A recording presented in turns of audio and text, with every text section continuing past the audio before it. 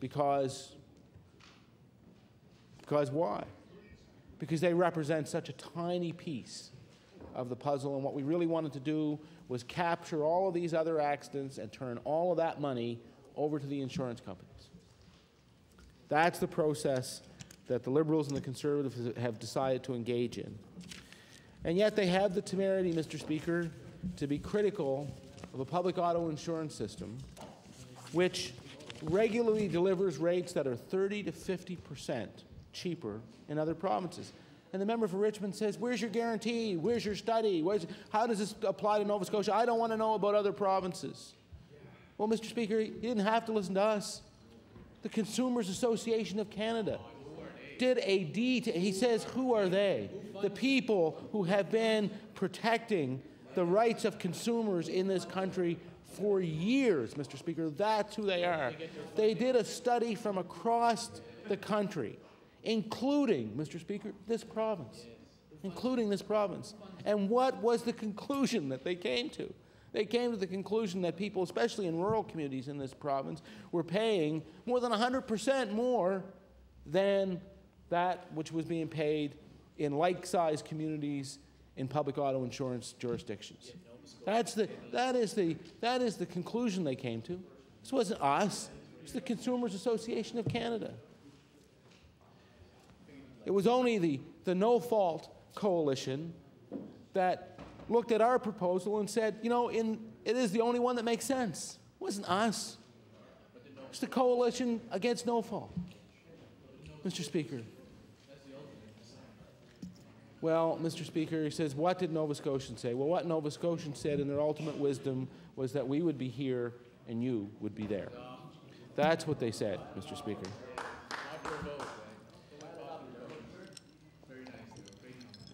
So, I have to tell you, Mr. Speaker, I think we are intending, and we will, despite what the member for Richmond says, we will in fact move the amendments in the process as we should. We will try and point out to these people that their amendments are going to be right there in front of them.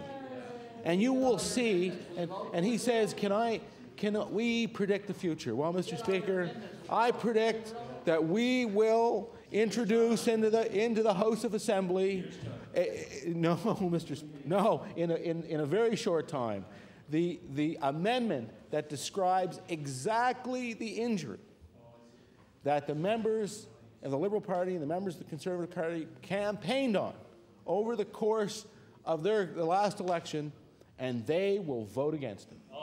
Now there's my prediction, Mr. Speaker, and I don't need a crystal ball to tell that, Mr. Speaker. I watch what it is that they have been doing, and I can tell you that that is what they will do over the next little while. So thank you very much, Mr. Speaker, for the opportunity to join the debate. All right.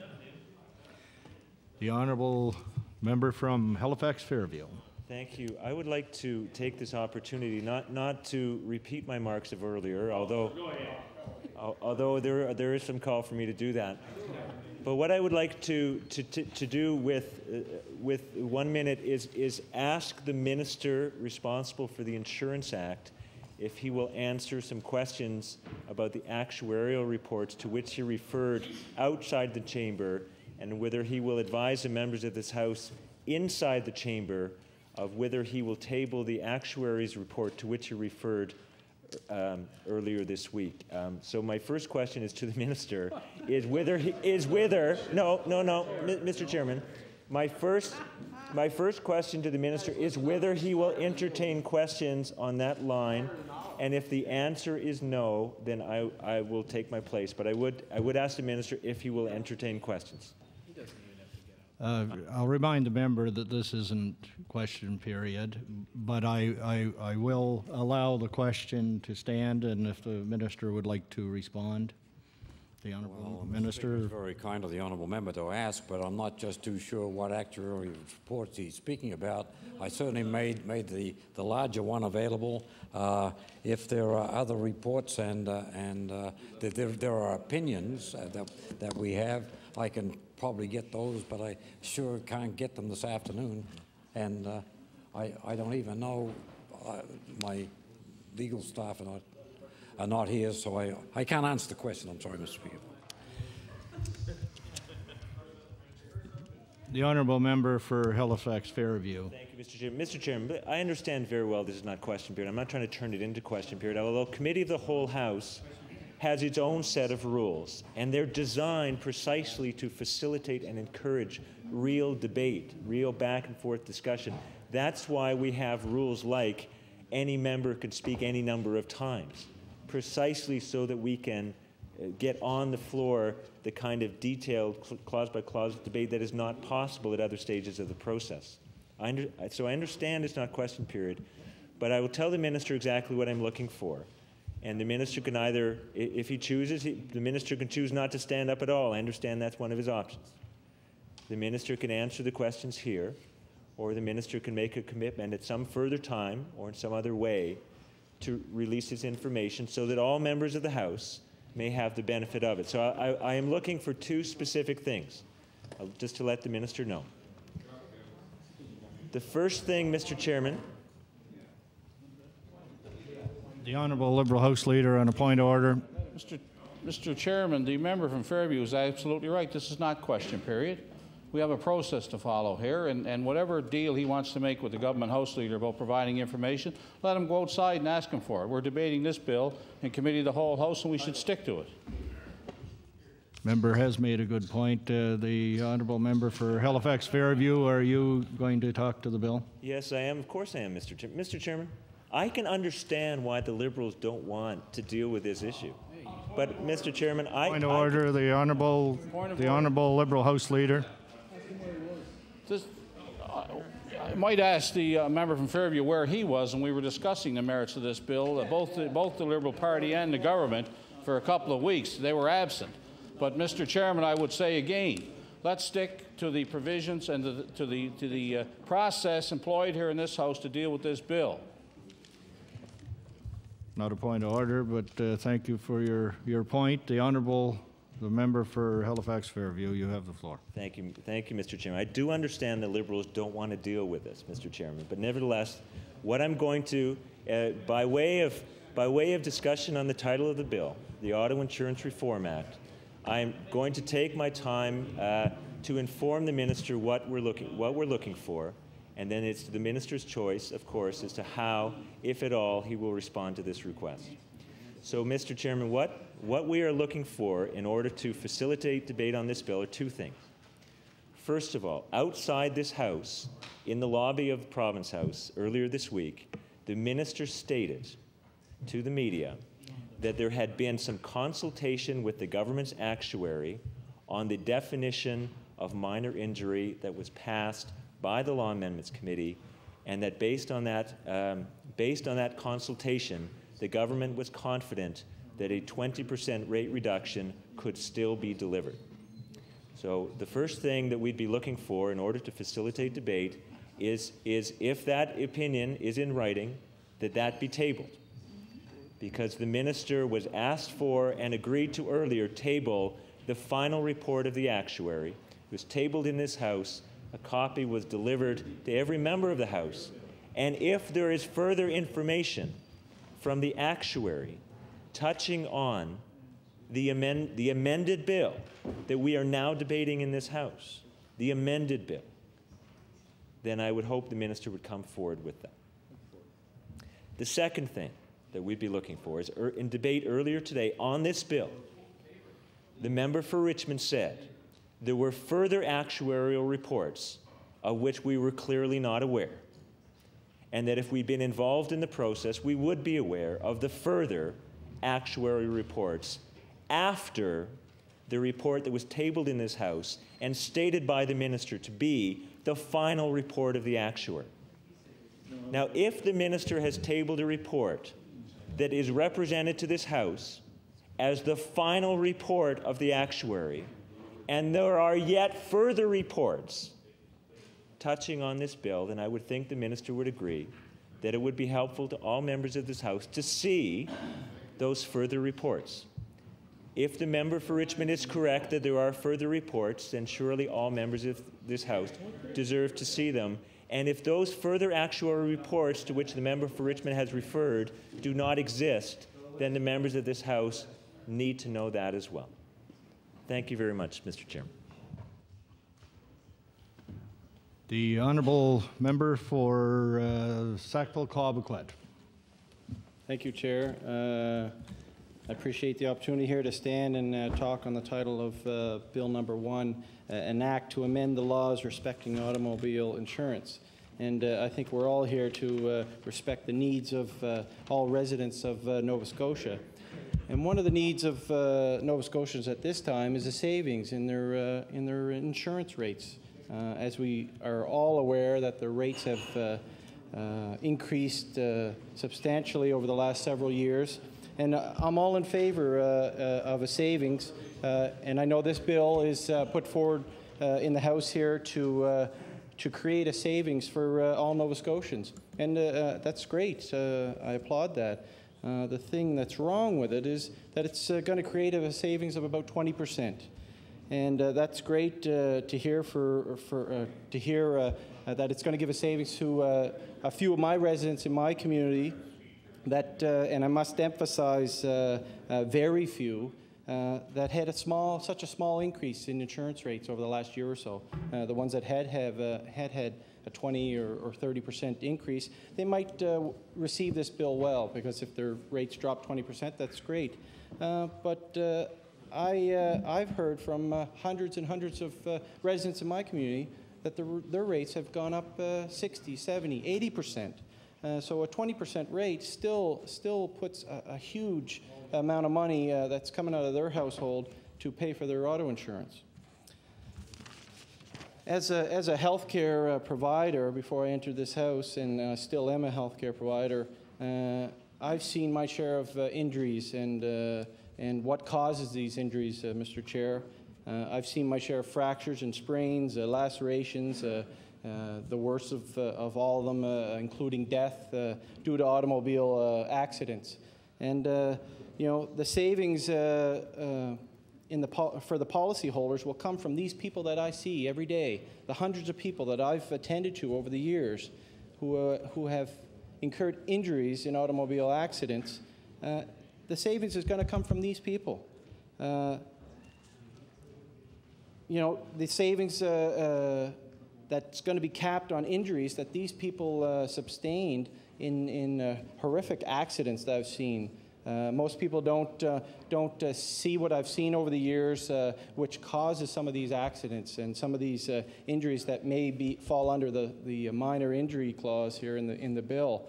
You know, it takes a toll on people, and like many of my members here in my caucus have mentioned, that you know, you could injure yourself to the point where you do break every bone in your body and spend considerable time over a year in a hospital.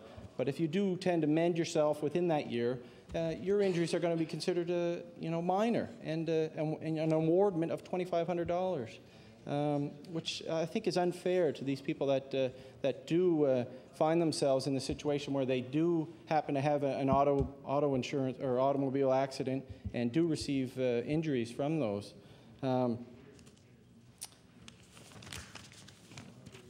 As a new member here, and I'm trying to absorb as much as I can and learn as much as I can through this process, through the process of the House of presenting bills, and also attending a few sessions of law and amendments, which I found quite interesting, Mr. Chair.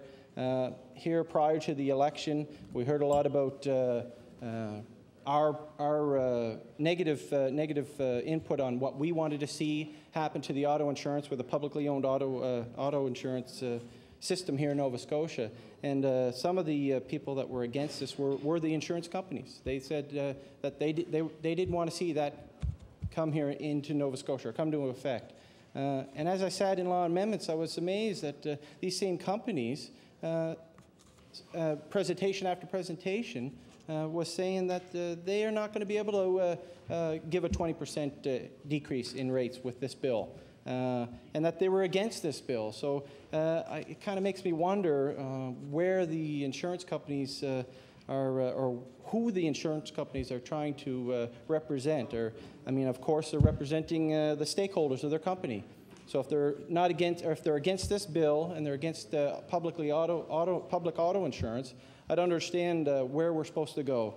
I've heard many reports on the radio that the auto insurance companies, or the companies insurance companies that provide auto insurance, said the system is broken. But I don't understand why they're not coming forward and telling us where we can change things to make the system better.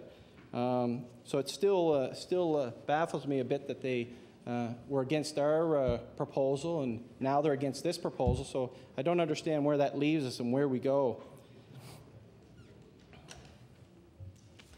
I think that we stand here today with a deadline of November 1st is when this policy or this bill will go into effect and start giving savings to the people in Nova Scotia. But I'd like to wonder what's going to happen a year from now when those rates, that 20% savings no longer applies. And are the rates going to increase or decrease in a year's time? I doubt it, very likely. I don't think the rates will drop even more if they do drop 20% this year, and next November drop even more. Are the rates going to increase?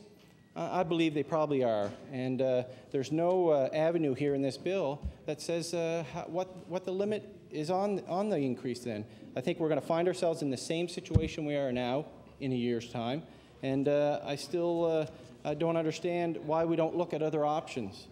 We don't have to look far to see a province to the north of us, New Brunswick, have already gone through this system, have already tried what we're trying here now, today. They're about 6 months ahead of us. During the election, they had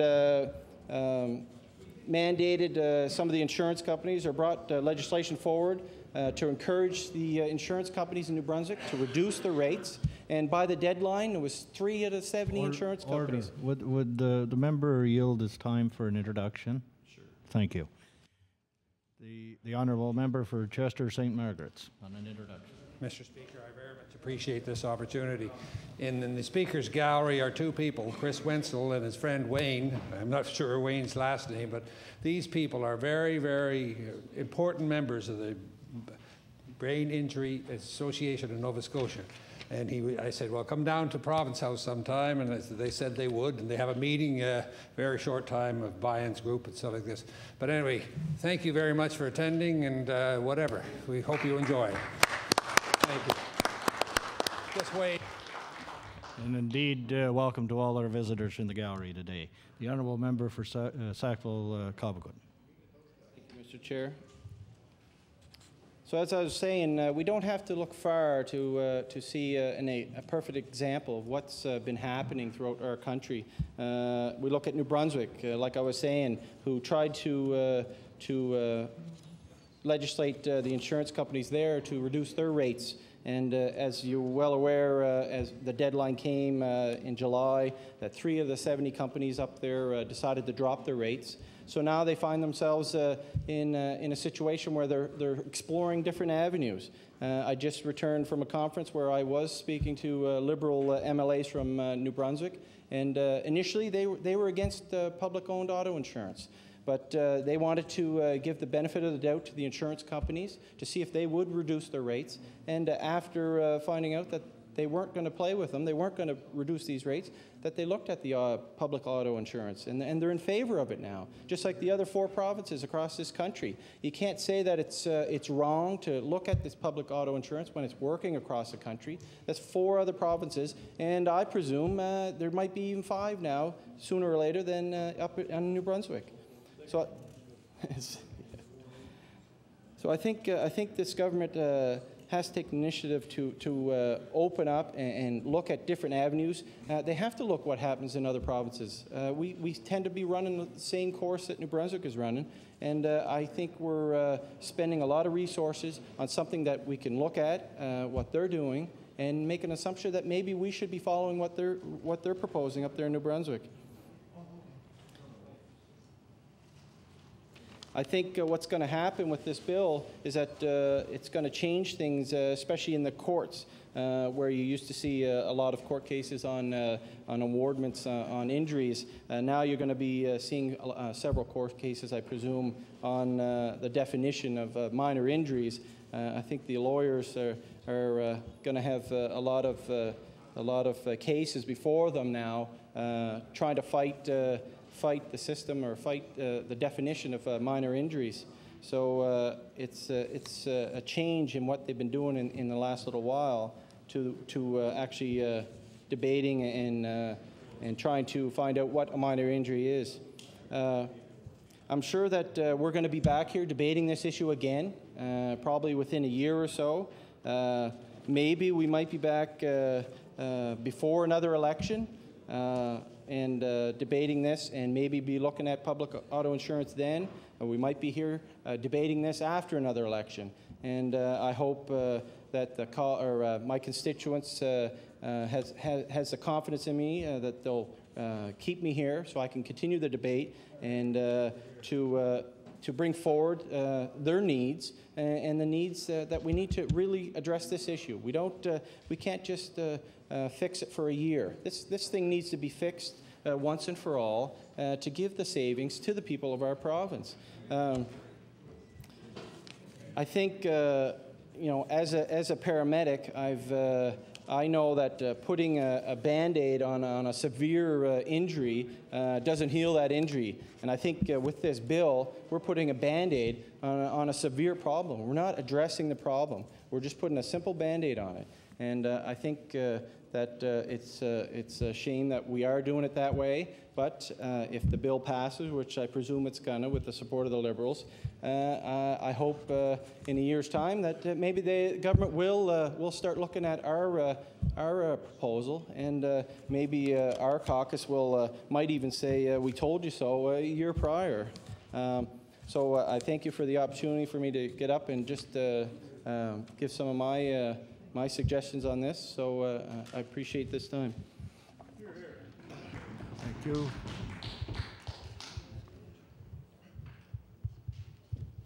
Recognize member for Dartmouth East. Thank you, Mr. Chair. I'll take a few minutes, if I can, to talk on Bill 1. The Liberals and Tories are attempting to make something that is just plain no good into something that they think they can slip by the people of the province of Nova Scotia.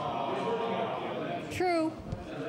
The people of Nova Scotia do not want a bad deal. They want a deal that gives them the break they deserve in car insurance and what they are desperately looking for.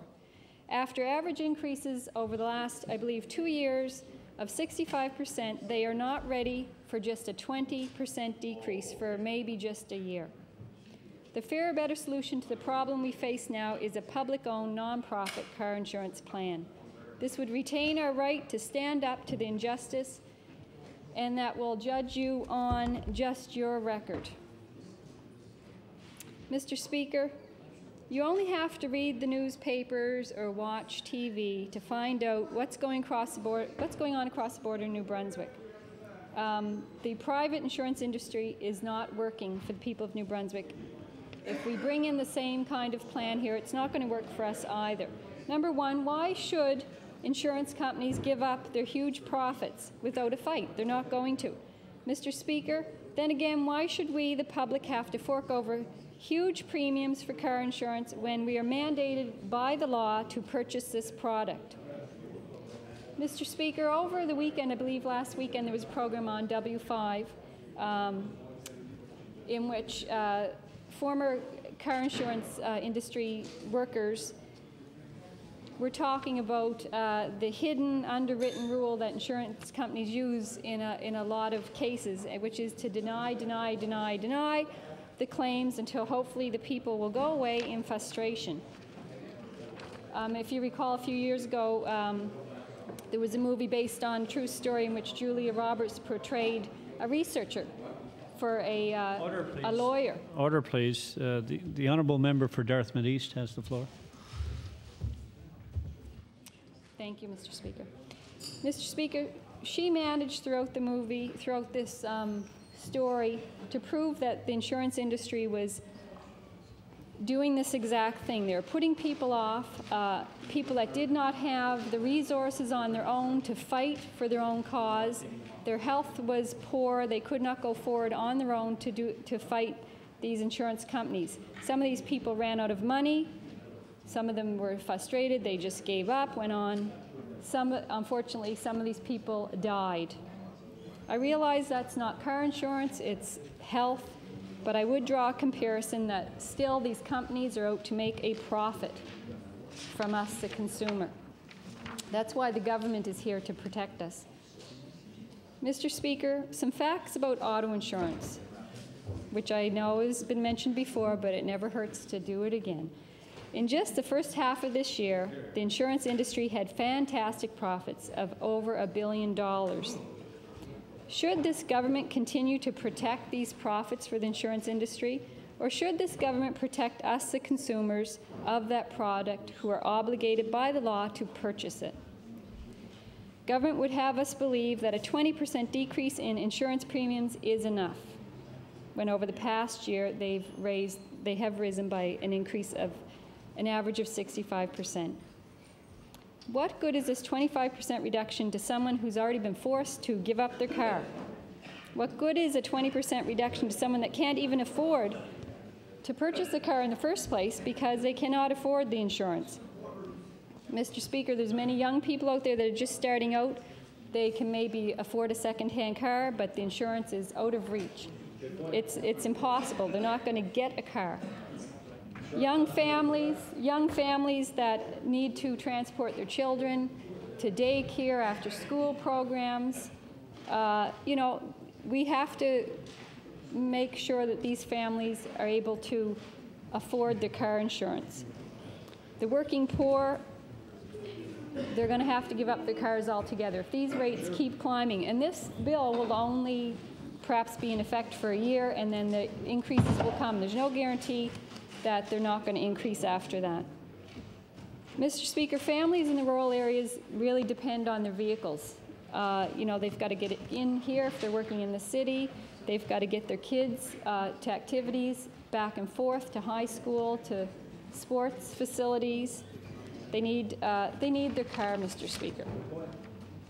Mr. Speaker, I couldn't help but notice that over the last couple of months, I believe, although time seems to be fleeting by, we've been hit with a barrage of full-page insurance industry advertisements that seem to me, and maybe it's only me, but they seem to be placing the blame of the current high cost of premiums on us, the consumer. I mean, I don't know if it's subliminal or what, but you know, there's phrases in there like a revised legal system that will no longer encourage frivolous claims for non-permanent injuries, or what they, meaning us, the people, describe as pain and suffering. Many people feel that the insurance companies are trying to put the blame on us, Mr. Speaker. They're trying to blame us for ripping off the insurance industry.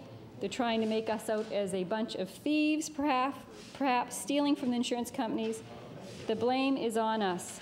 I guess we've been exaggerating our pain, exaggerating our suffering, and this is what we're going to get. Bill 1. The insurance industry say that they would like the new regulation to help them return their industry to health. How much more can the consumer pay out to make them healthier? Do they need to have profits in the lines of $2 billion, $3 billion? Where will it end until they feel that they are healthy again? Mr. Speaker, I don't want to really get into the nitty-gritty of the minor injury. It's very detailed. I would like to say that I don't believe it should be capped at the $2,500. I do believe that it's just too vague. I mean, just one example, it says permanent serious disfigurement. Well, to me, if you have a disfigurement, it's always going to be permanent. Good point. Isn't it? I mean, if you're disfigured, you're disfigured. It doesn't, it's never going to go away, is it? I don't know. You know, you're only going to be able to get insurance when, you know, you've got brain damage, serious burn, maybe, you know, once you're dead. Mr. Speaker, You only have to go to www.fairauto.ca to read about some of the people that have been in car accidents and have suffered injuries. People with real stories of pain and ongoing suffering. People whose lives have not been the same since 1991. People who can't move their neck most of the time, Mr. Speaker, who have to take drugs on a permanent basis, who suffer constantly from chronic pain, who have to attend hundreds of physio and massage therapy sessions, Mr. Speaker. Some people suffer from soft tissue damage. They never recover from it. They don't. I mean, people with soft tissue damage, a lot of them, they don't complain about it. It's something they learn to live with on a daily basis. But Mr. Speaker, if you know somebody that suffered from that, and you can ask them when you're in the same room with them, how are you feeling? And they'll tell you that they're in pain. But oftentimes people don't speak about it. They don't want to burden their friends or family. It's just, it's there all the time for them. I think we have to protect these people, Mr. Speaker.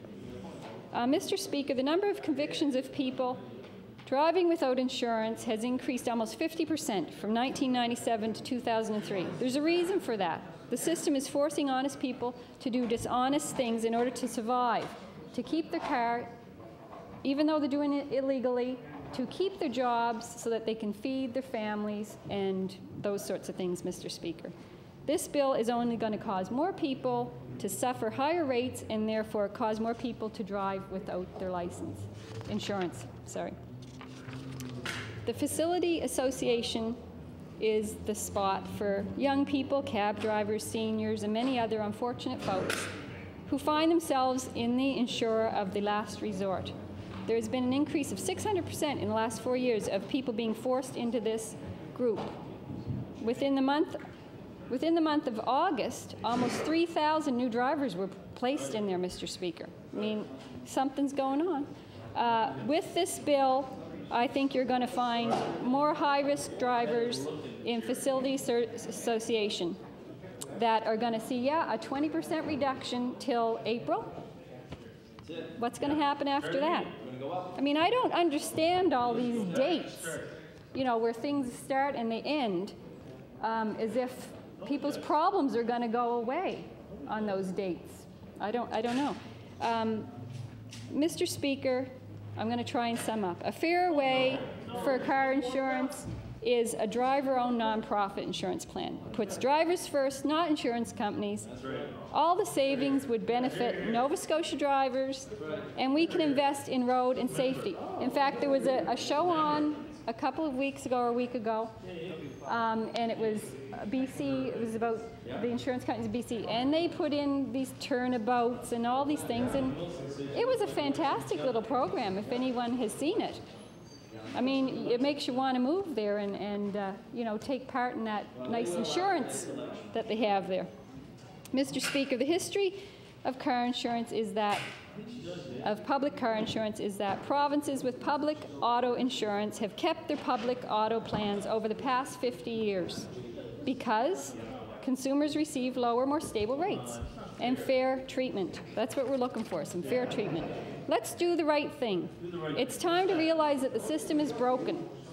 It's not too late to fix it.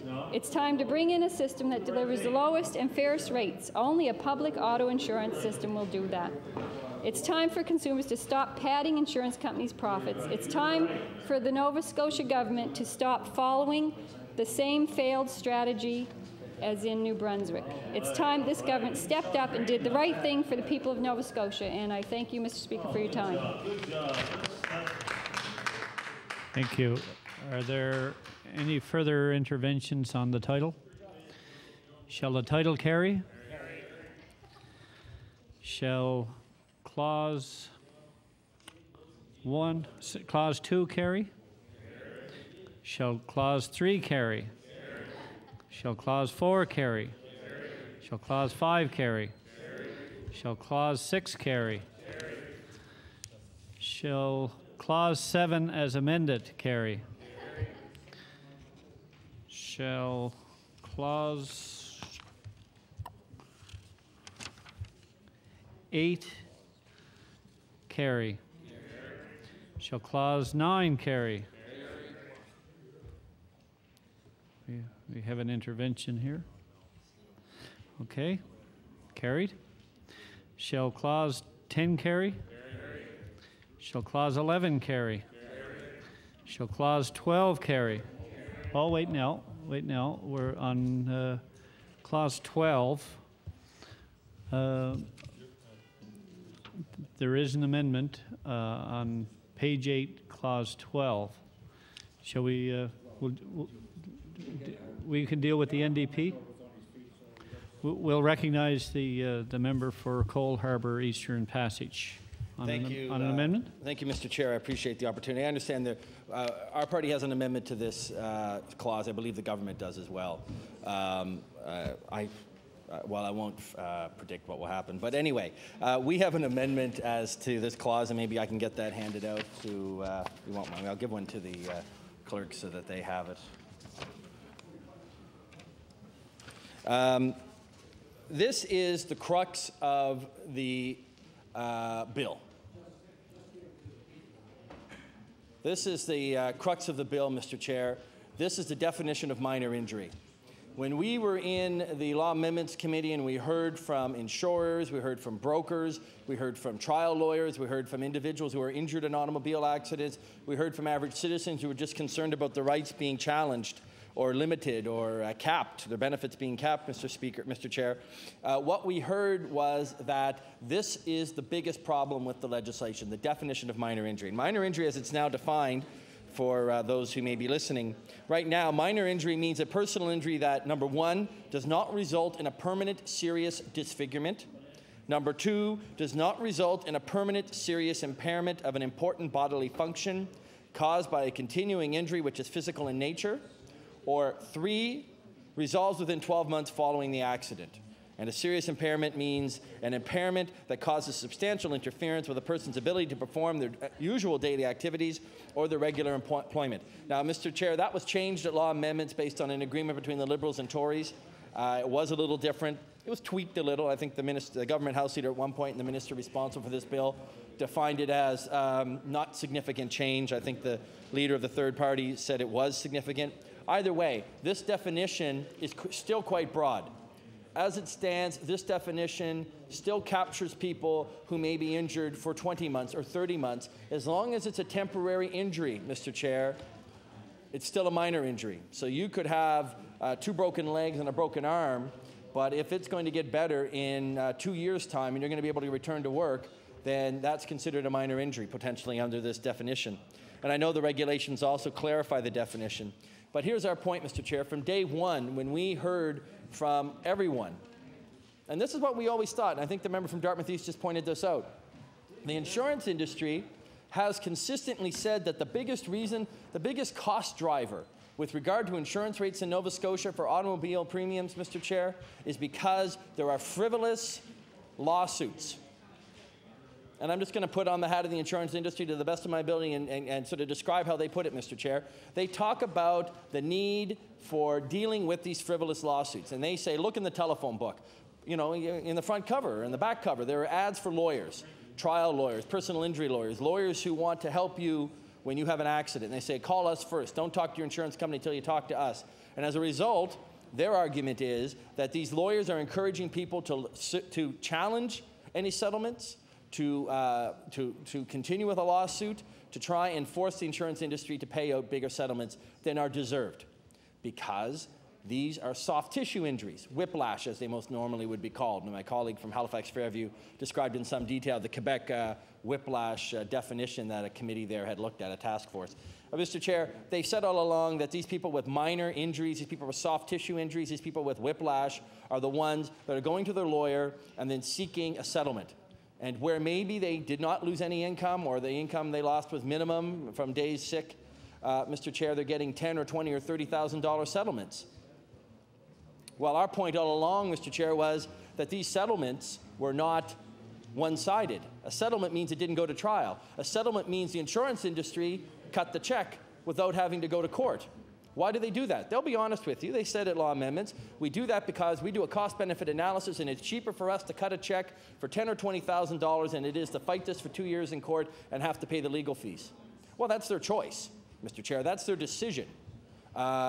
We countered in law amendments that there are many examples, in particular in the malpractice area, Mr. Chair, where the insurance company fights tooth and nail every claim. And I assure you that trial lawyers in this country know full well that you cannot get away with a settlement that is a quick settlement. In many cases, lawyers know that if they write a letter or press a lawsuit, file a lawsuit, Mr. Chair, the insurance companies in the auto industry will cut a check fairly quickly because it's cheaper for them. And we encourage them at law amendments to say that's not the way to do it. The way to do it is to fight each one of these. It would only take 2, 3, 4, maybe 10 of them, and then the trial lawyers in this province will fully know that they can't get away. This isn't easy money, and therefore they're not going to continue to pursue these as easy money.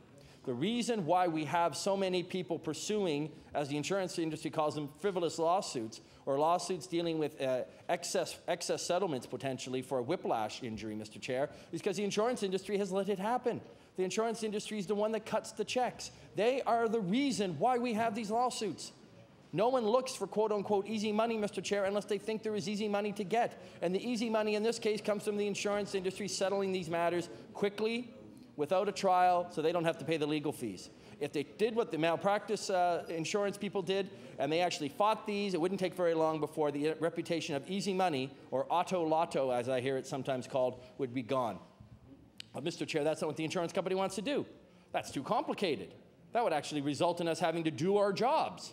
In return, Mr. Chair, they want this government to pass a legislation, Bill number 1, and the crux of it is this Clause 12, the definition of minor injury, create such a broad definition of minor injury, cap the ability for anyone to get pain and suffering above $2,500, and therefore we'll be able to stop them from getting $10,000 or $20,000 or $30,000.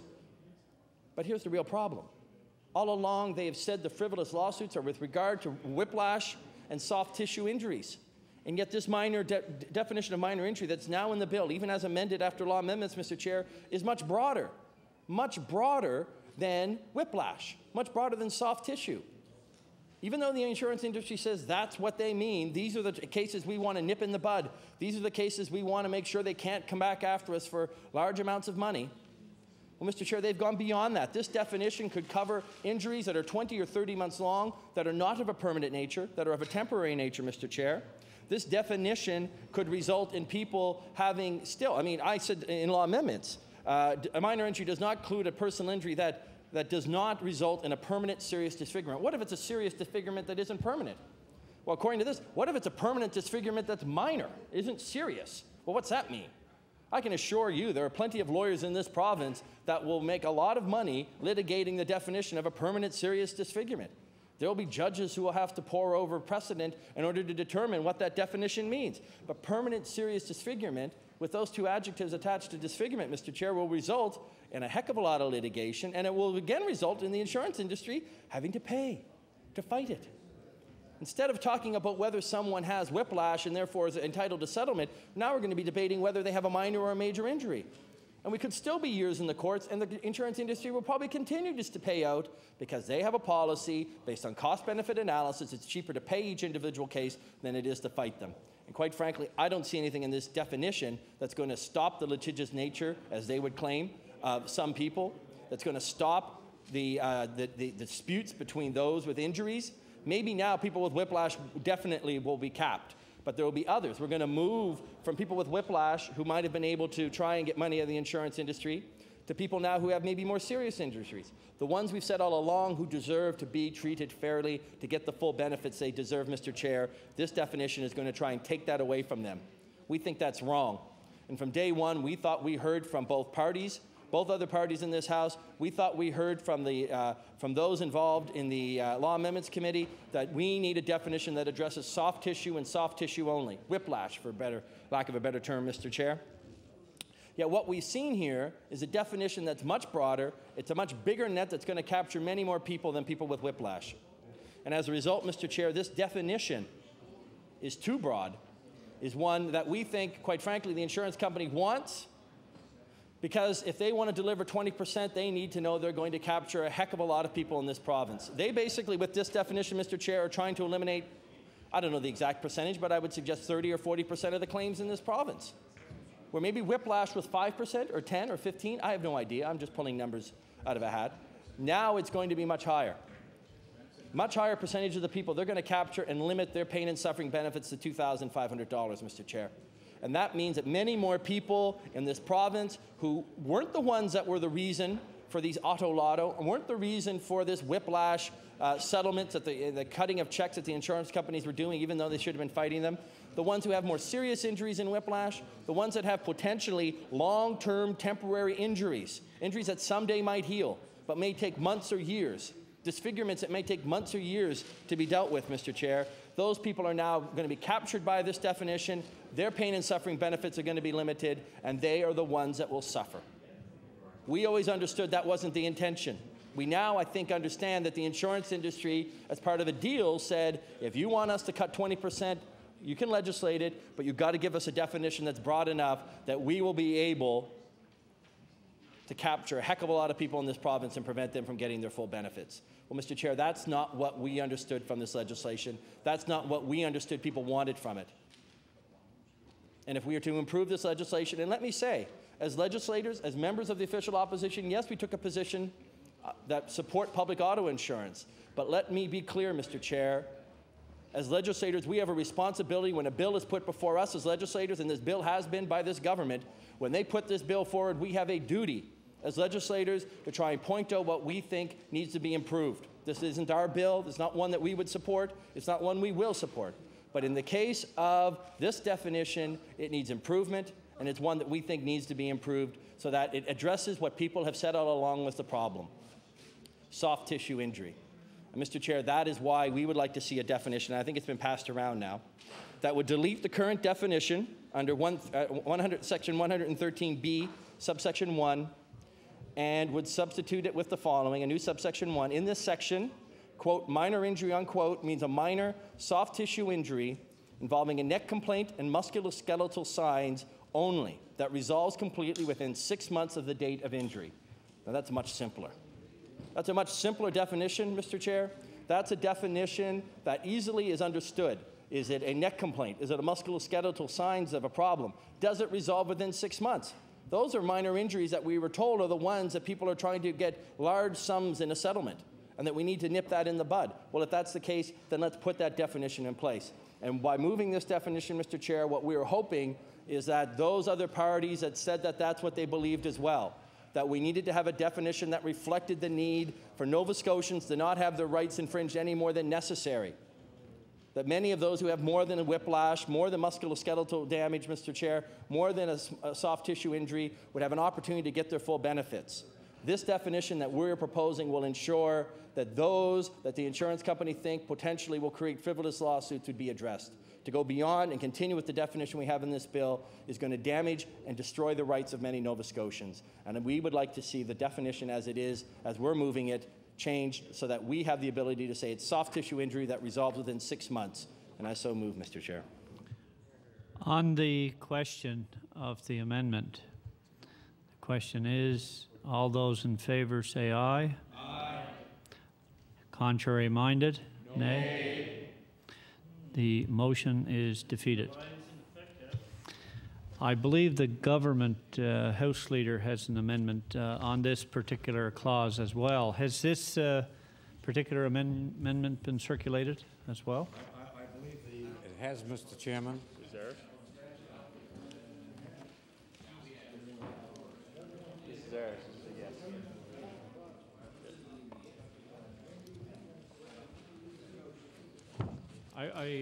I recognize the Honourable Government House Leader. Thank you, Mr. Chairman. Mr. Chairman, this is a technical amendment, and I believe that it was discussed at law amendments. Yeah, and however, there was some difference of opinion, as I take it, between various legal minds, and it was decided to defer a decision and an amendment until such time as it got into committee of the whole House on bills.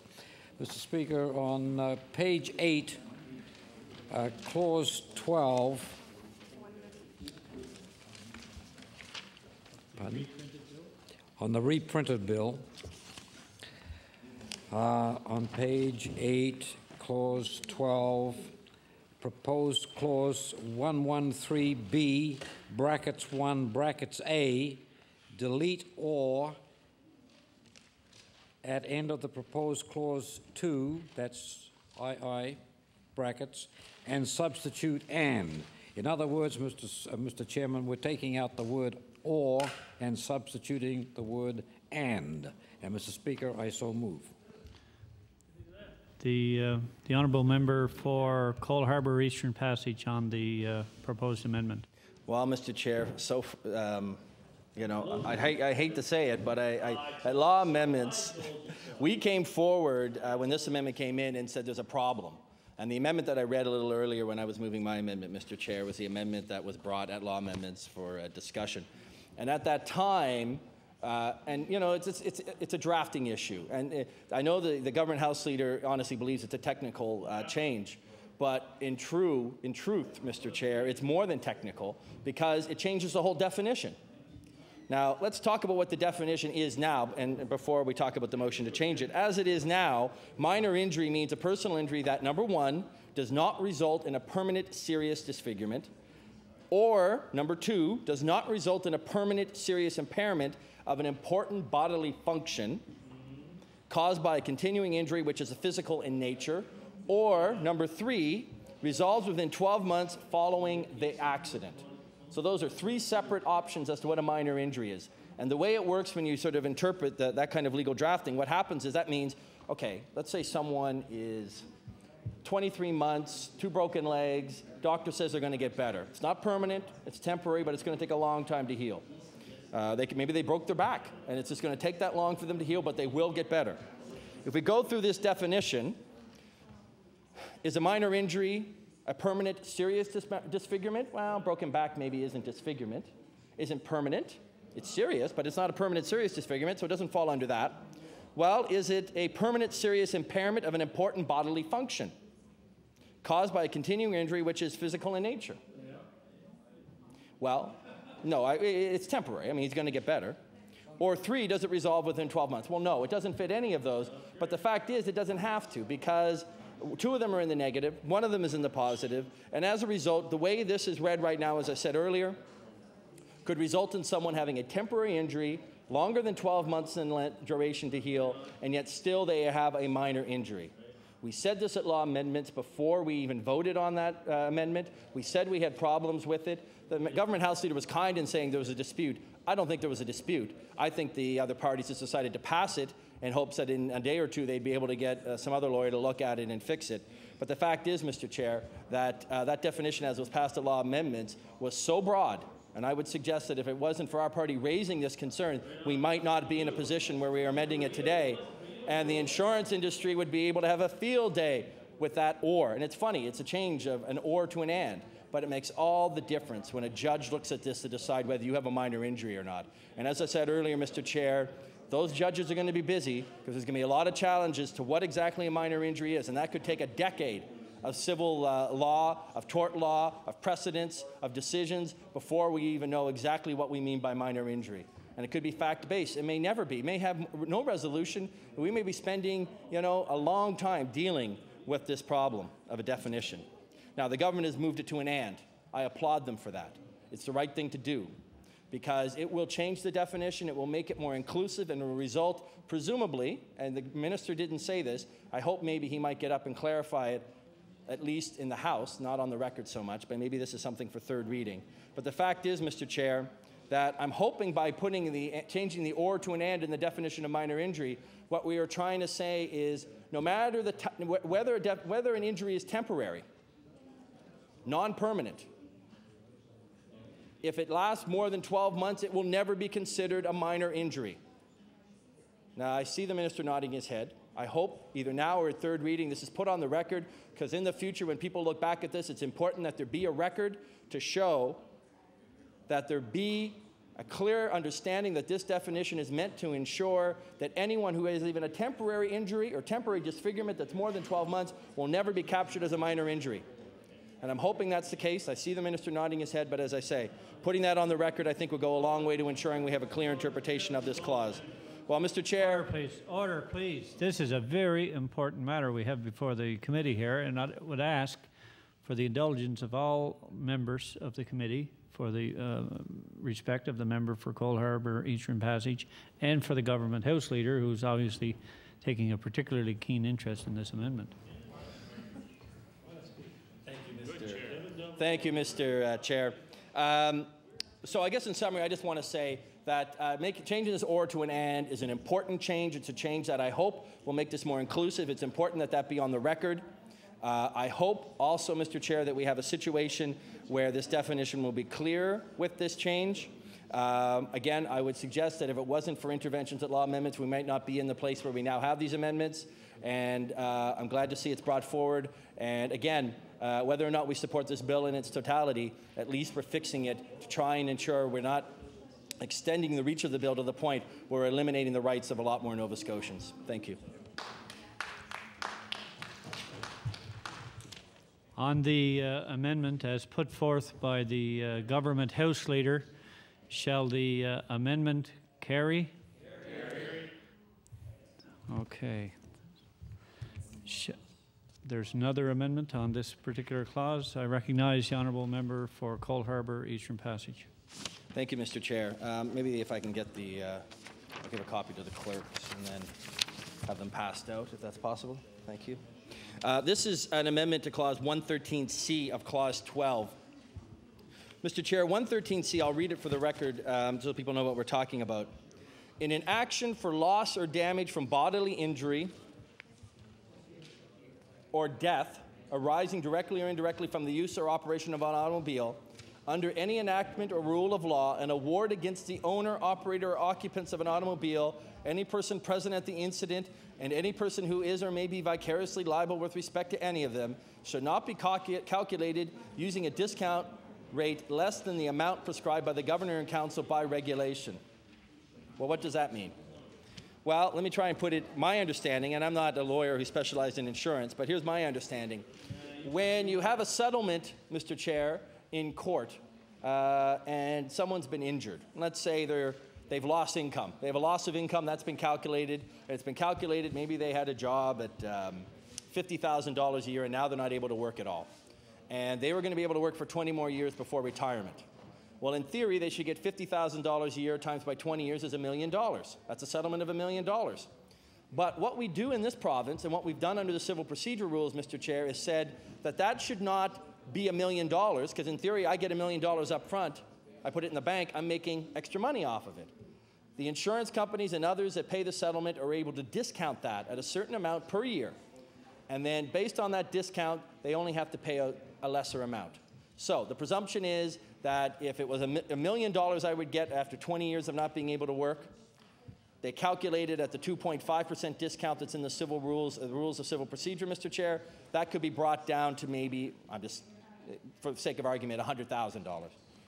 And they pay $100,000 on the basis that if you put that in the bank and it accrued interest, you'd be able to then get $1 million after the 20 years.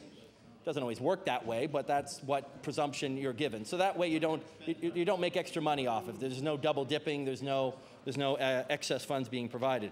Well, Mr. Chair, in Nova Scotia, as I said, the rules of civil procedure say 2.5% for each year. This government has said that it will be 3.5%, or at least, no, I'm sorry, I think it was changed in the regulations to set by the Governor and Council every year. And Mr. Chair, we think that leaves a little bit too much flexibility. We think that if we have in the rules of civil procedure 2.5%, it should be 2.5% here as well. And it shouldn't go above it. If the government wants to change the discount for everyone, then let them move those changes. I haven't seen that. So our amendment is that in line 5, you delete, quote, not be calculated using a discount rate less than the amount, unquote, and substitute, quote, be calculated using a discount rate of 2.5% or such lesser rate as the Governor and Council as prescribed by Governor and Council and by regulation. This would ensure that we have a harmonization of the discount rate so that everyone in Nova Scotia is playing by the same rules. If you get a settlement, whether it be from slipping on a sidewalk or a car accident or an accident in a business, I mean, those kind of things, Mr. Chair, are things that would have the same rate, 2.5%. Here's the real problem we have with this. I mean, that's a problem in itself. Here's the bigger problem. What does it mean to an insurance company that can get 3.5% as a discount rate as compared to 2.5%? Well, that means instead of having to pay $100,000 in my earlier example, maybe they only have to pay 80 or 70 this time. What does that mean? Well, you say, well, that's just a little bit of savings for the insurance company. Take that and think about all the settlements they make. And we're talking about a huge amount of money they're going to be able to save by this higher discount rate. And again, if the government feels that the discount rate is too low across the board, then let them change it for everyone in Nova Scotia. But what we're doing here is providing a discount rate that will favor insurance companies over others who have insurance that are not automobile related, who also have to pay out of a settlement that is not automobile related, Mr. Chair. We think that's wrong. We want to see that brought down to the 2.5%. It harmonizes it with everyone else in Nova Scotia. I will ensure, Mr. Chair, that everyone in Nova Scotia who is getting a settlement from the courts will have the same discount rate applied, and that the insurance industry is not making money off of this. And I so move, Mr. Chair. On the question of the amendment as put forth by the honourable member for Cole Harbour Eastern Passage, all those in favour say aye. Aye. Contrary minded? Nay. The motion has been defeated. Shall the clause as amended carry?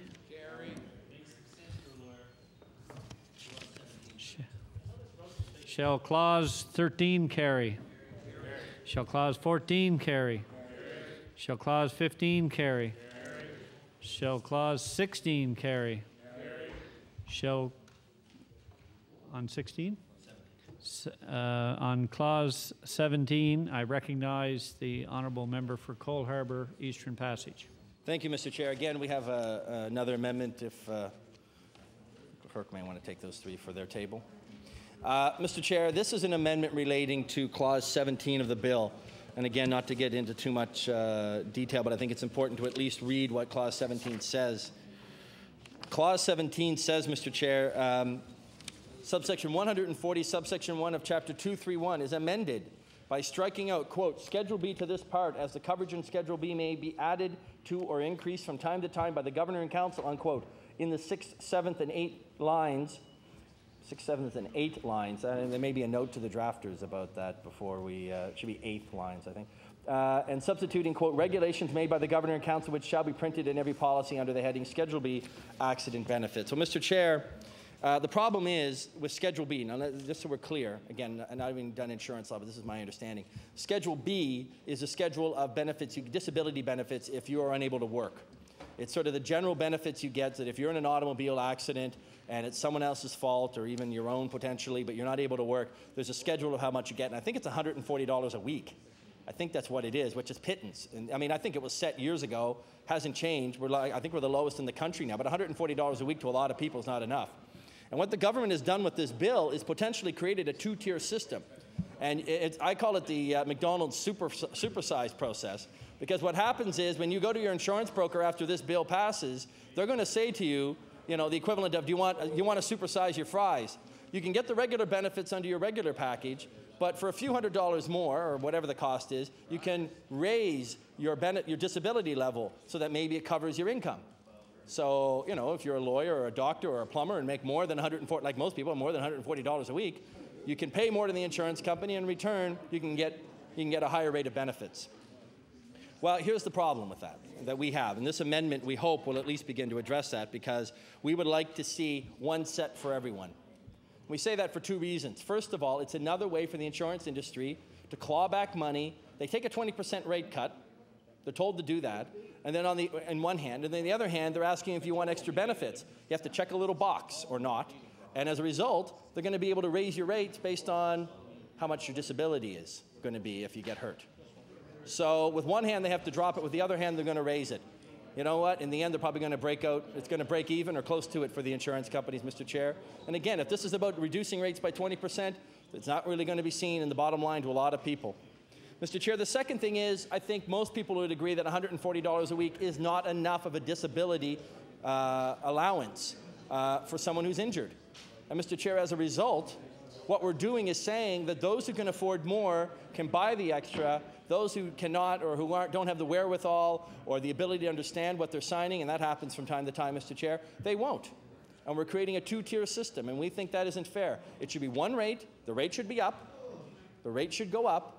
but it should be one rate for everyone, Mr. Chair. That's not what it is right now. That's not what, well, that's what it is right now. That's what this bill will change. It will create a two-tier system, allowing the insurance industry to continue to raise money based on these new rates for certain people who want to get it, or people who they can convince need it.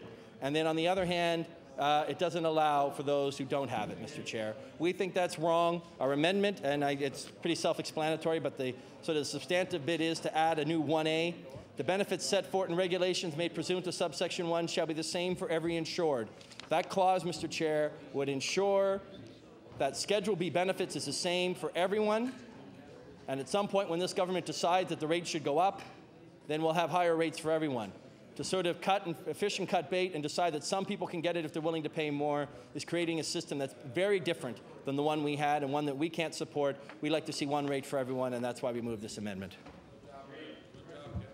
On the proposed amendment by the member for Cole Harbour Eastern Passage, all those in favor say aye. Aye. Contrary minded? Nay. The nays have it. Shall section 17 carry? Or, clause 17, I'm sorry. Clause 18 carry? As amended. And that's all included in your package, right? Shall clause 19 carry? On clause 20, I recognize the honourable member for Cole Harbour Eastern Passage. Thank you, Mr. Chair. I'm sure there's some people in this legislature who will be glad to know this is our last amendment.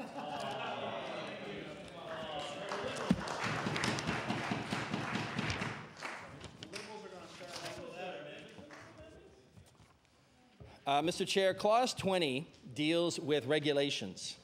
And to some extent, this allows the government to create regulations in certain areas.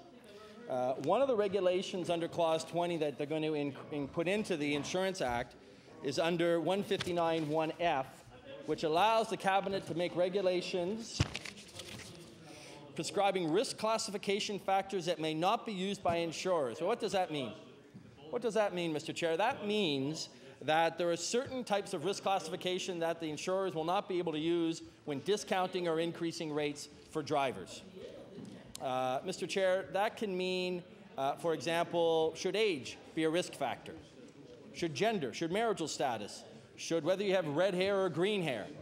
Now, this is all based on actuarials who pore over studies and determine whom or who isn't someone who has a problem with driving. And the presumption is that certain factors apply to their ability to drive or their ability not to drive.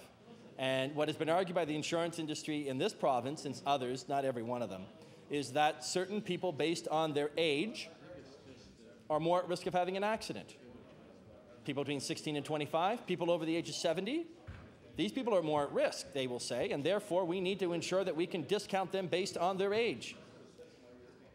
They also believe people who are married as compared to single are ones who are lower at risk for driving. They're safer drivers, I guess.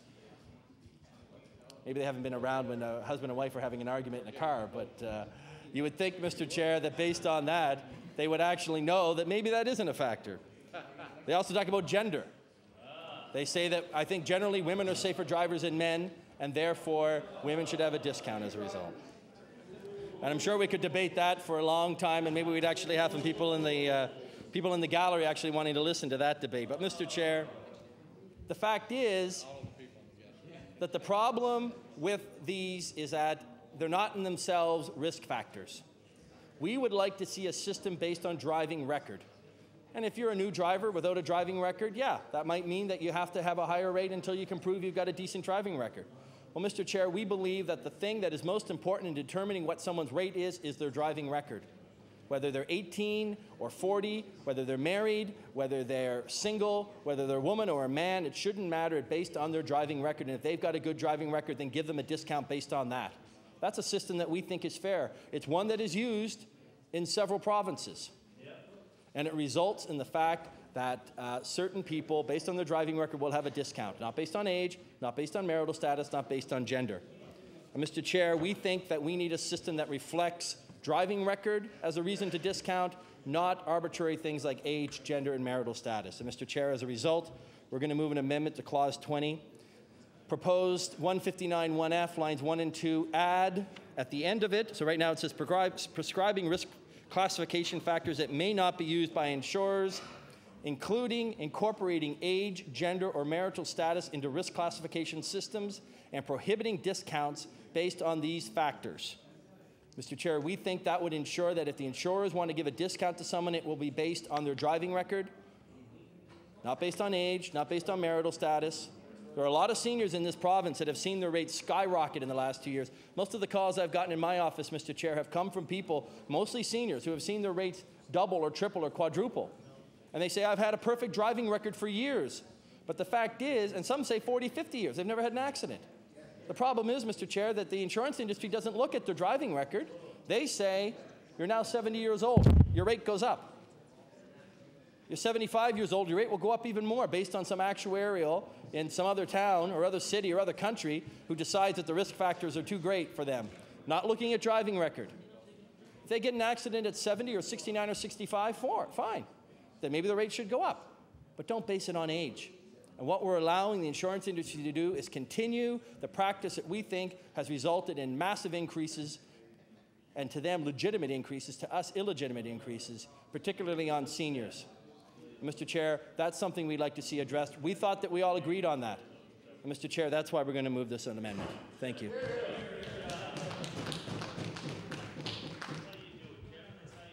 Shall the amendment on Clause 20 as presented by the member for Cole Harbour Eastern Passage carry? Oh, well, I was going to say all those in favour say aye. Aye. Contrary minded? Nay. The nays have it. Shall Clause 20 carry? Shall Clause 21 carry? Shall Clause 22 carry? Shall Clause 23 to Clause 36 inclusive carry? Shall all clauses carry? Shall the title carry? Shall the bill carry? The bill is approved at the committee stage.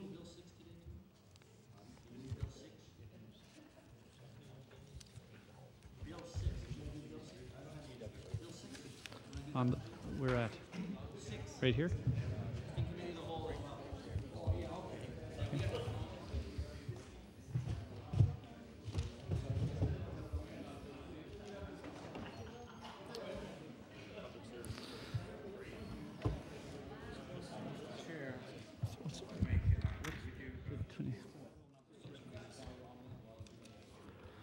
Okay, I recognize the Government House leader.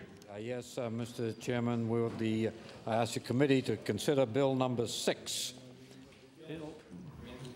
Public service superannuation. Bill 6, one clause, no amendments. Shall the title the clause carry? Shall the title carry? Shall the bill carry? The bill is approved. Oh,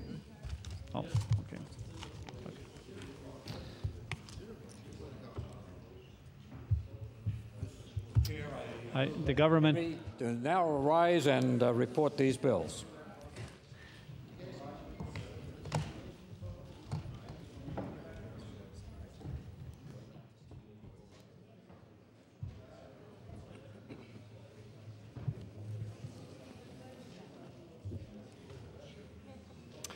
Chairman, on the committee and the whole House and bills reports. The committee has met and considered two bills numbered 1 and 6, and the chairman's been instructed to recommend them to the favorable consideration of the House in the case of Bill 6 without amendment and Bill 1 with certain amendment. Agreed?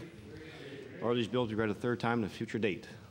The Honourable Government House Leader. Speaker, I move the House to now rise to meet again on the morrow at the hour of 9 a.m. and the House will consider, Mr. Speaker, under the government business, Bill number 20 for second reading, the Workers' Compensation Act, Occupational Health and Safety Act. And, Mr. Speaker, when we conclude second reading of that bill, that will be the completion of business for Friday.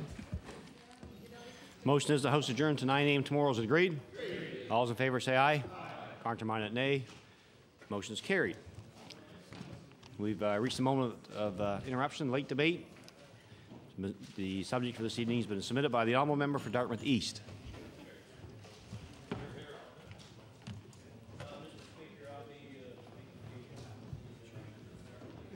Order, please. Recognize the honourable member for Pictou West. Thank you, Mr. Speaker. And I'm pleased to have this opportunity to rise and talk about this important issue concerning the Northumberland ferries. It's an important issue for Pictou County. It's certainly an important issue for Nova Scotia. And it's an important issue certainly for Prince Edward Island and probably beyond those three areas. But I think there's news coming out of Pictou County this past couple of days that the Northumberland Ferries link might be closed down early. Normally runs right through till December the 20th, and the indication is that it will close as early as December the 1st. And that's 3 weeks short of the regular season, and we feel it's important that we lobby and continue to push for this important link to continue. The resolution reads that therefore it be resolved that this government join with Prince Edward Island to lobby the Federal Minister of Transportation for an improved subsidy for the Northumberland Ferry. And I guess coming from Pictou County, I know the importance of the ferry service to our county and to our whole province, and certainly to most of Prince Edward Island. And thousands of people use that service on a continual basis from May until December the 20th. There's estimated there's 500,000 people cross over on the Northumberland link every year, and that would be thousands of cars and trucks and recreational vehicles, buses, and so on. And all that movement of traffic and people really contributes importantly to the economy of on both sides of the Northumberland Strait, and certainly I know on our shore in Pictou County there's a lot of small businesses and larger that benefit from the importance of the link across the Northumberland Strait.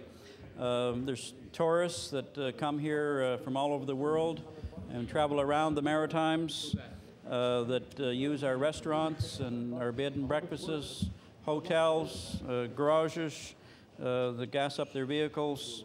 There's antique shops and gift shops and just a whole variety of service industries and retail businesses that benefit from this important link. And as well as there's a number of businesses that rely on the ferry crossing to get their goods back and forth across the strait. There's certainly gravel and sand going from Nova Scotia to PEI. There's pulpwood being shipped off the island, coming over to the Kimberly-Clark mill. There's logs as well that travel across the water. And certainly fruits and vegetables, especially potatoes, is a very big industry on the island, and it's shipped over to local stores and throughout Pictou County and beyond, even into Cape Breton and Newfoundland. So it's a vital link for commerce. It's important to tourists and absolutely to local people from across Pictou County and across Nova Scotia and elsewhere that use this particular link. The Pictou County Tourist Association has promoted the importance of the link with the ferry, and they've had in conjunction with the PRDC, a joint marketing effort right to the point of radio and TV advertising, and even an entertainment event on the ferry at lunchtime to help attract tourists and just make it a little more interesting to them. When the ferry shuts down, normally on the 20th of December, it's an extra 117 kilometers to travel around through Amherst and to the fixed link across at Borden and Borden Carleton in PEI. And so that's a long extra distance, and it means very much an inconvenience, a greater cost to businesses. And so during the months of January, February, March, and April, and the end of each year, that's the extra inconvenience that people have to put up with. The government of Prince Edward Island, Mr. Speaker, has come out loud and clear and has said, yes, this is an important link between our provinces, and the Premier over there, Premier Binns, has come out emphatically stating that it's not right to do this. In fact, he's described it as very troubling to see this ferry service perhaps lose 3 weeks on the tail end of the service. And the MP, Lawrence Macaulay, has also spoken out firmly that this would be a loss to Prince Edward Island, and yet here in Nova Scotia we've not heard too much at this point. And I think it's important that this government and this Premier show some leadership and seriously look at supporting our ferry, the link that's there that's so vital, and show that it does remain important link between our two provinces. There's also quite a few jobs that depend on this. There's a lot of Pictonians that are employed, as well as Prince Edward Islanders. There's people that work on the ferries, the watchmen, the deckhands, stewards, waitresses, and so on. So the employment aspect of it is also very important to our local economy.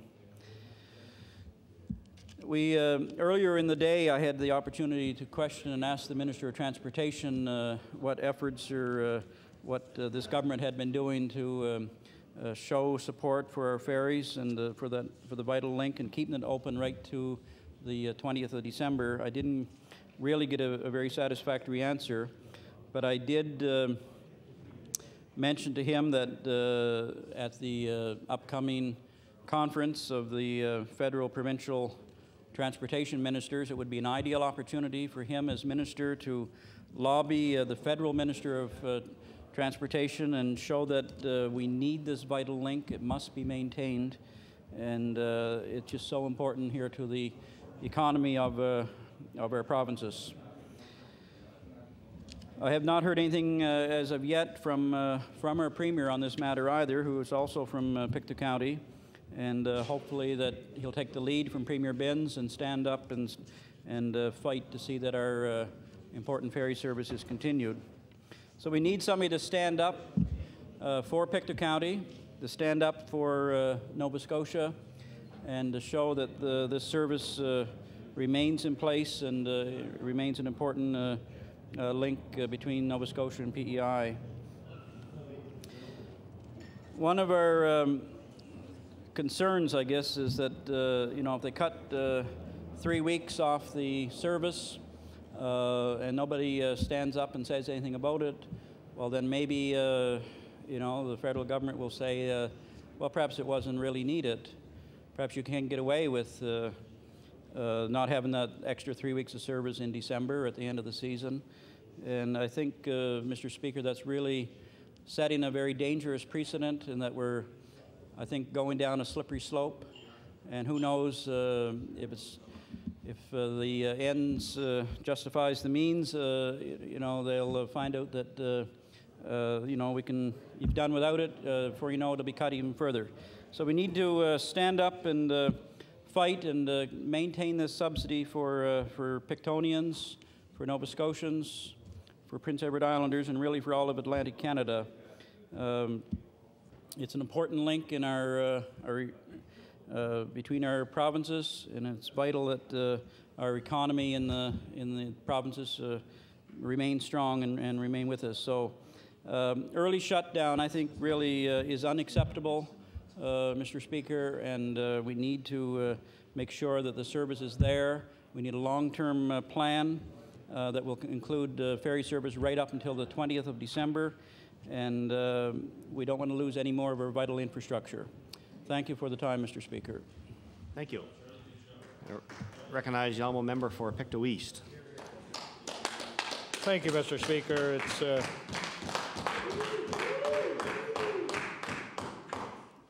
Thank you, Mr. Speaker. It's with great pleasure that I rise today to speak on this matter. I would like to say that I share the honourable members' concerns regarding the Government of Canada's commitment to the ferry service in Northumberland Strait.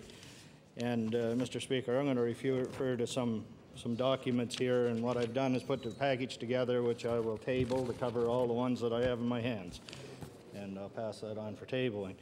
And I think I'll start by way of some background, Mr. Speaker. The Wood Islands PEI Caribou Nova Scotia ferry service is between Northumberland, is run by Northumberland Ferries Limited, and it travels between Wood Islands, PEI, and Caribou, Nova Scotia on a seasonal basis under contract with Transport Canada. The normal season is from May 1st to December 20th, but it varies from year to year, and it depends a lot on weather conditions, because if you get easterlies blowing in the winter and the fall up Northumberland Strait, it gets pretty rough and hard to navigate. Northumberland Ferries is in the discussion stage and doing some negotiations with Transport Canada regarding the ferries service desire to terminate this year's service as of November 30th. And that's 3 weeks early, which really isn't acceptable.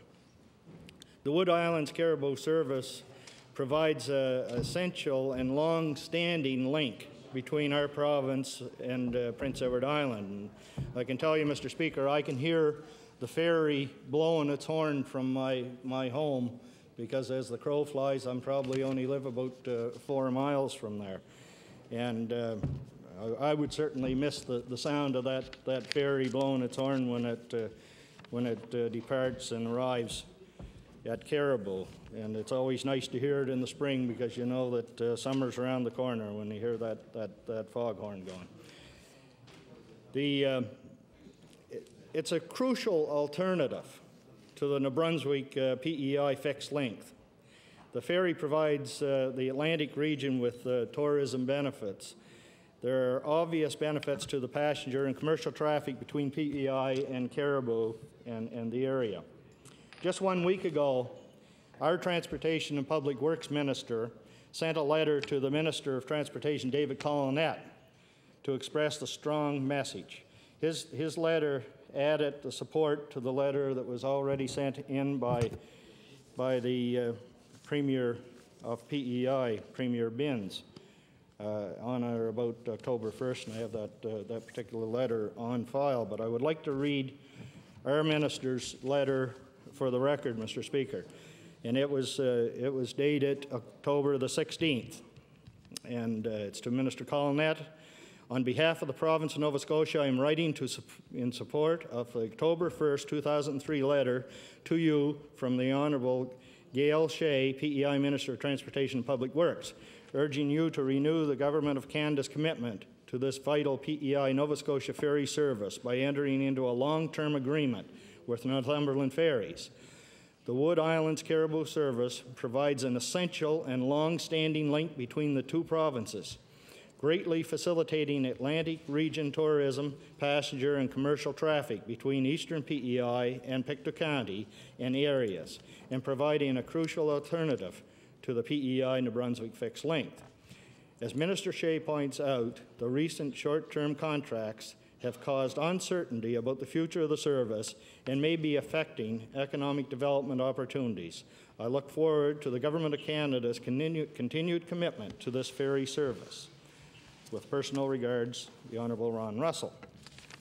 So you can see, Mr. Speaker, our government has been on this very important case and getting their message across to the federal government with regard to the importance of this ferry link and the continued service that it provides to our area of Pictou County. Both Nova Scotia and PEI have reminded Collinette about the short-term agreements, as I said, and how the cutting of that service could affect our economic development opportunities in the area. And I was involved personally with some joint projects between PEI government and Nova Scotia, and we had meetings on the ferry, going over and coming back with the two groups in a joint initiative, Strait Area Economic Development Initiative, and you know, we're making great strides in that direction, because what's good for one side is good for the other. And but at any rate, Mr. Speaker, one area that I'd like to focus on, it's very important to Pictou County, and that is the matter of the impact the ferry has on tourism in Pictou County. It's really the gateway to Nova Scotia, thanks to Northumberland Ferry Services. The ferry service provides a significant reason for many tourists to visit our communities in Pictou County and the towns. And it seems that there was always this big worry when the fixed link went in that we wouldn't have the traffic, but it wasn't the case, Mr. Speaker, because people drive on to PEI from New Brunswick. They travel the length of PEI and enjoy all that beautiful province has to offer before they come to Nova Scotia to enjoy ours. And so the traffic is quite steady. And if you walk around the picturesque towns of Pictou County, it's easy to see that the economy is centered around tourism, and the industry has been able to grow and prosper in many ways, thanks to the Northumberland ferries and the travels between Nova Scotia and PEI. Mr. Speaker, I think it's safe to say that at least 50% of the businesses in Pictou County are reliant on the tourist market. The success of motels, bed and breakfasts, souvenir shops, museums, restaurants are affected by visitors who travel to the area, mostly because of the ferry. I'd like to say it is safe to say that 50% of the people who live in the area are employed in one way or another in the tourist industry. Mr. Speaker, let me take a minute to give you a little idea of the impact the ferry has on the economy of Pictou County. When the ferry was on strike this summer, the visits to the Provincial Visitors Information Center decreased by 75%. In fact, many of the operators of tourism businesses in the area were calling the VIC, asking them if they knew when the strike would end. They were worried because they had seen such a dip in the business. It was just incredible. Here's another example of the effect that the ferry has on the tourism industry in Pictou County. This fall, 12 tour buses canceled their trips to the area because of changes to the ferry schedule. Some of these tour buses have as many as 50 people on board. Hundreds of visitors didn't come to Pictou County because of these changes. Hundreds of people didn't stay in our hotels, they didn't eat in our restaurants, or shop in our shops, or visit our attractions. Our own Department of Tourism and Culture, as well as the Tourism Partnership Council, recognize the impact of the ferry has on the town of Pictou and Pictou County. The Visitors Information Center season is decided based on the ferry. When the ferry stops running, the visitor centers close. And you might be surprised to learn that even this late in October, there are still tourists around. Today, the Visitors Information Center was making hotel reservations for visitors to the province. Tourists like the ferry. It's quite simple. They can get a spectacular view of our province and the beautiful Northumberland Strait. And they truly get the feeling that they are traveling to and from an island, and I guess you would say that the ferry is part of the island experience. Tourists like the fact that they get a 75-minute break from driving when they take the ferry, and in the summertime, there are extra programs on board for travelers.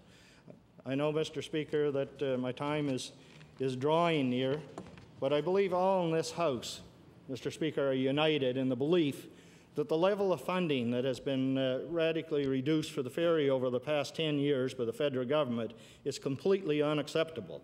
There may have been some minor increases in the federal subsidy over the past few years, but nowhere near the level of $8 million that was in place a decade ago. Mr. Speaker, I'd like to close by saying that I sincerely hope that Transport Canada does not give in to Northumberland Ferry Limited's request to shut down its Wood Island to Caribou service on November 30th, and I hope that we will once again see multi-year contracts with Transport Canada for the Northumberland Ferry services. Thank you. Thank you, and I now recognize the honourable member for Cape Breton West. Well, thank you, Mr. Speaker, and I would like to congratulate the honourable member who brought this particular motion forward for debate today, because I think it's a very important resolution that measures a number of factors here in Nova Scotia. One being the rather historical and somewhat rustic environment that we've become accustomed to over the years in rural Nova Scotia, particularly in communities such as Pictou, the town of Pictou, and many of the small towns and villages throughout Pictou County, and I'm sure through other parts of Nova Scotia. But what we also see is that measured against progress. And as we all know, in recent years, there was quite a boom in the construction industry because of the construction of the bridge linking Prince Edward Island to the province of Nova Scotia. And I could be wrong on the figures, but I would estimate somewhere in the vicinity of $2.6 billion, or maybe even higher, I'm not sure, for the construction of that bridge. So what we're seeing is a bit of a transitional period here, where historically there's always been a commitment from the federal government financially to maintain that link, that vital link between the province of Nova Scotia and the province of Prince Edward Island, perhaps somehow embedded through our arrangement through Confederation and through some of our constitutional obligations. But bearing in mind now, Mr. Speaker, the fact that you can drive to Prince Edward Island much cheaper than you can if you were taking the ferry. That's one factor, I'm sure, is factored into the equation. Further issue being the fact that once more people start using the bridge, and just in the last day or so, I've had discussions with individuals who indicated they truly enjoy taking the ferry from Pictou to Wood Islands and Prince Edward Island. But what they're finding is it's not as many people are doing it. So the demand is not making the issue as competitively viable as it once was. And I'm sure the member for Pictou East and Pictou West would certainly agree with the general philosophy of some of their predecessors that have come before them from Pictou County. They're not really great fans of subsidies. In fact, the former premier from Pictou County, the member for Pictou East, he was a great champion of getting the government out of the subsidy business. And he was very strong about that. He's very adamant about that, not only when he was Minister of Economic Development, but also when he became premier for the province. But there's another aspect to this as well, and that is the new National Transportation Act that's before Parliament. And one of the clauses in that is, or proposed changes, is to alleviate the federal government's obligation from tying economic development into the transportation system, particularly in Atlantic Canada.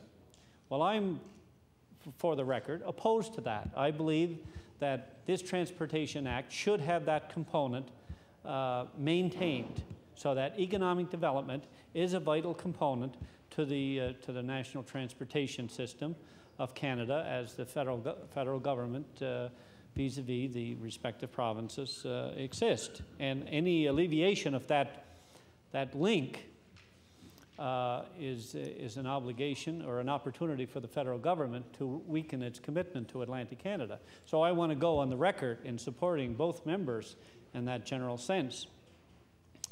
But, Mr. Speaker, as well, as I raised in the House earlier today, you know, the provincial government has been rather harsh on many of its citizens here, just on the deteriorating state of the roads and their claims when they go for looking for compensation for damages. And since this government came to power, and I even had to table the evidence for the minister today because he didn't even know that the total number of claims for damages in their vehicles, for vehicles in the province, had doubled within 2 years of this government coming to power. He didn't know that. And the figures are quite clear.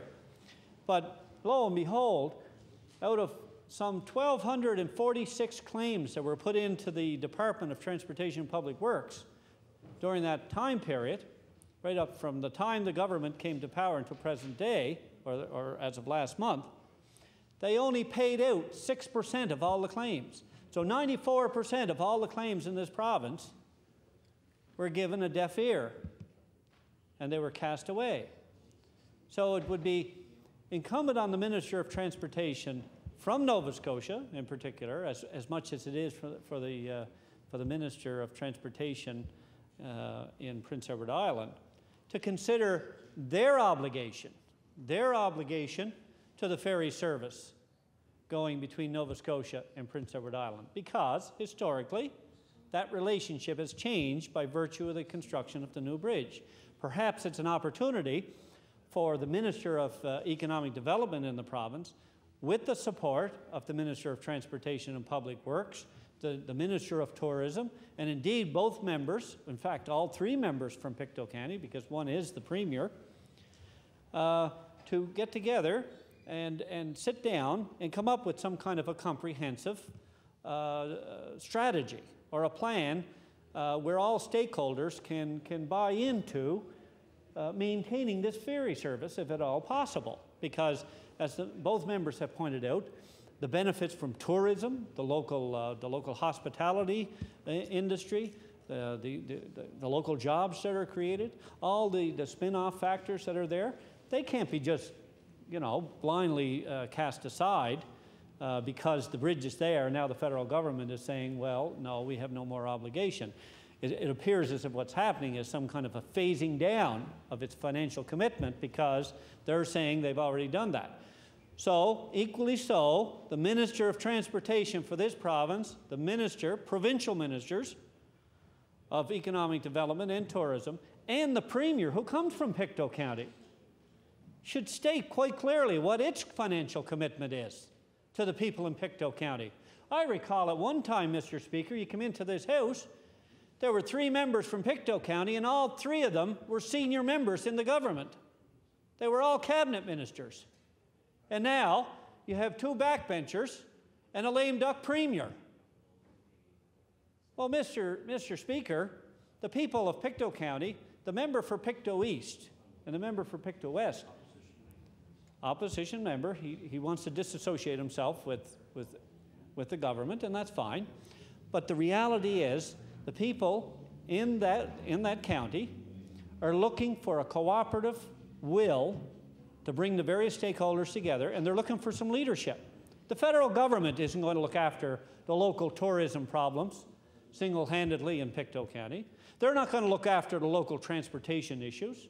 They're not going to look after the economic development issues per se that are of a provincial responsibility, or a whole lot of other issues within all the other different ministries, because obviously it's going to have an impact on community services, on education, Department of Health. It's the domino theory. That domino effect is there. So my question would be, where's the provincial government? When's it going to ante up and put something on the table for the member for Pictou East and Pictou West, rather than let them out here dangling to their own devices to take on the federal government? And yes, maybe collectively, the Premier, with all the support he has in government, can exercise that weight of government to secure some type of a collective will from the federal, the provincial government here, and indeed the province of Prince Edward Island. They should not be left off the hook financially. It's great to go and say, we want you to give money to a third party, but we're not going to do anything about it. It's great to be a cheerleader. We've seen that all the time at municipal councils, where they're always passing motions that the provincial government does this or the federal government spend money on that, but yet they won't spend any themselves on those issues. So it's easy to pass motions and rules and regulations and support initiatives if somebody else is going to pay the cost. So in closing, Mr. Speaker, I want to congratulate the member for bringing the motion forth here. It's an opportunity to speak about some economic development issues in rural Nova Scotia, which haven't been attended to by this government since it came to power. Thank you. I'd like to thank the honourable members for taking part in the debate this evening, and the House is adjourned until 9 a.m. tomorrow morning.